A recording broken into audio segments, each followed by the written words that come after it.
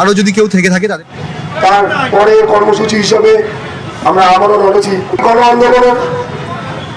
একমাত্র উদ্দেশ্য অভয়ার ন্যায় বিচার এবং ভবিষ্যতে যাতে সমাজে আরেকটি অবদান, আর তার জন্য পূর্ব নির্ধারিত 10 দফা দাবিকে সামনে রেখে আমাদের যে মহাসমাবেশ ছিল এবং একই সাথে আমরা আমাদের জীবনকে বাজি রেখে আমরণ অনশন কর্মসূচিতে নিজেদেরকে যোগদান করেছি। সেই জায়গা থেকে দল এবং প্রশাসন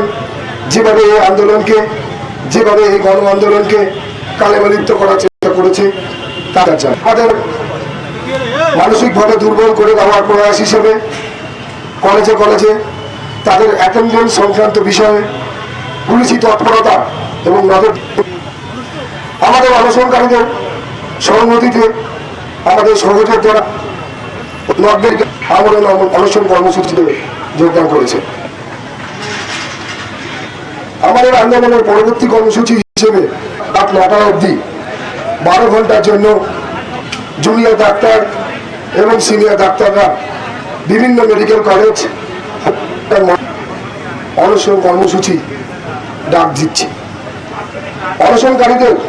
লাস্ট কিছুদিন যাবৎ আমরা খাবার খেতে পারছি না, সে কথা মাথায় রেখে সমস্ত শুভবুদ্ধি সম্পন্ন নাগরিক এই প্রতীকী অনশন কর্মসূচি,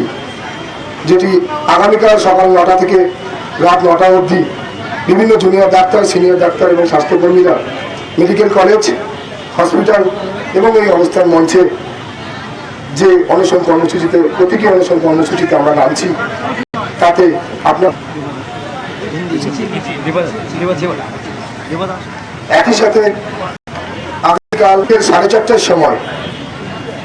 বিভিন্ন ডাক্তার সংগঠন কর্মীদেরকে যেভাবে আপনারা আন্দোলনের প্রথম দিন থেকে আমাদের পাশে এসে দাঁড়িয়েছেন, আমাদের কাঁধে কাঁধ মিলিয়েছেন, আমাদের সাথে হাতে হাত মিলিয়ে মানববন্ধন করেছেন, রাত দখল করেছেন, সেই সমস্ত শুভবুদ্ধি সম্পন্ন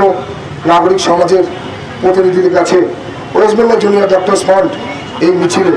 দলে দলে যোগদান করার জন্য আহ্বান জানাচ্ছে। মিছিলের কর্মসূচি কাল বিকেল 4:30টার সময় কলেজ পাড়ার থেকে আমাদের এই অনশন মঞ্চ অবধি। ধন্যবাদ।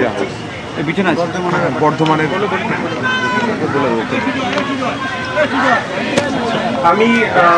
বর্ধমান মেডিকেল কলেজের জেনারেল সার্জারি বিভাগের স্নাতকোত্তর পড়ুয়া দ্বিতীয় বর্ষে। আমার যেটুকু বলার যে এই অভয়াকাণ্ড সামনে আসার পর, অভয়াকাণ্ড যে একটি ইনস্টিটিউশনাল রেপ, প্রাতিষ্ঠানিক খুন জানার পর এই যে জনজাগরণ, এই জনবিপ্লব